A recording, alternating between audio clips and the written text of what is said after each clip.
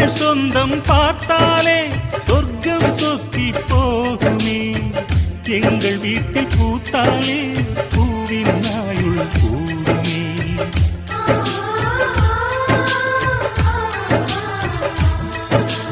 இரண்டு கண்கள் என்றாலும் பார்வை என்றும் ஒன்றுதான்.